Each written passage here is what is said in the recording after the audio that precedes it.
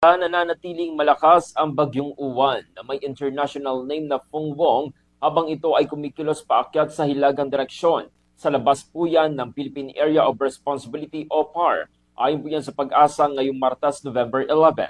Ayon po sa 5 o'clock AM weather bulletin ng Pag-asa, ang sentro ng bagyo ay tinatayang nasa layong 365 kilometers sa kanluran po yan ng Calayan, Cagayan at ganap ng nasa labas po yan ng Philippine Area of Responsibility. Taglay po nito ang lakas ng hangin na umaabot sa 120 kilometers kada oras, malapit po yan sa gitna at bugso naman na hanggang 150 kilometers kada oras. Kumikilos ito pahilaga sa bilis naman na 15 kilometro bawat oras.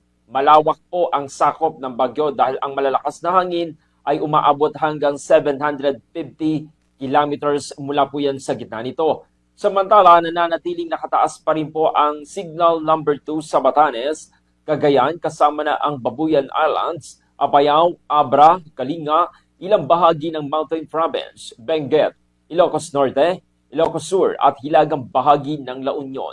Asahan naman ang mga hanging may lakas hanggang gale force na maaaring magdulot naman ng minor to moderate impact sa mga naturang lugar.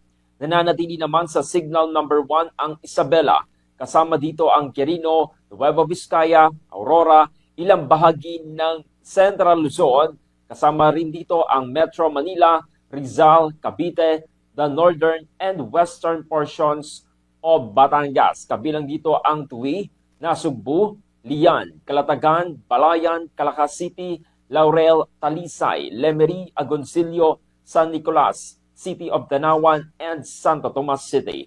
Hilagang Quezon, kabilang rin po ang Pulilo Islands at Lubang Islands. Maring maranasan dito ang malalakas na hangin na may minimal to minor impact sa susunod naman na 36 na oras. Paalala po ng Pag-asa, maging mapagmatsyag pa rin dahil sa kahit sa mga lugar na wala sa ilalim ng wind signal, posibleng makaranas ng gusty conditions o bigla ang malalakas na ihip ng hangin sa malaking bahagi po ng Luzon, Western Visayas, Mimaropa at Northern Samar. Dulot pa rin po yan ang pinalakas na sirkulasyon ni Typhoon Uwan. Patuloy din po ang gale warning sa mga karagatang sakop naman ng Northern Luzon, gayon din po sa kanlurang bahagi ng Central at Southern Luzon. Lubhang mapanganib pa rin po ang paglalayag, lalo na po sa mga seaboard ng Ilocos Region na maring umabot pa sa 8 metro ang taas ng alon, abang nasa 6 na metro naman sa karagatan ng Zambales, Batanes at Babuyan Islands. Ayon sa Pag-asa, patuloy nakikilos itong pahilaga si Uwan bago ito kumurba pa northeast sa mga susunod po yan na araw. Inaasahang itong hihina at magiging severe tropical storm bago tumama po yan sa kanlurang bahagi ng Taiwan.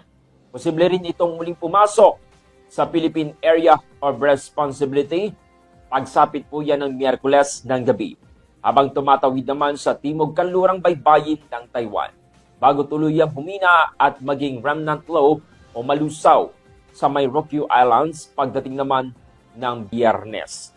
Pinapalalahanan po ng mga otoridad ang publiko na huwag magpabaya at manatiling nakaantabay pa rin sa mga abiso ng Pag-asa at sa mga local disaster offices. Para po sa mga nakatira naman sa mga lugar na madalas bahain o landslide prone, agad na makinig at sumunod sa mga babala at kautusan ng inyong lokal na pamahalaan. Good morning, Batangas.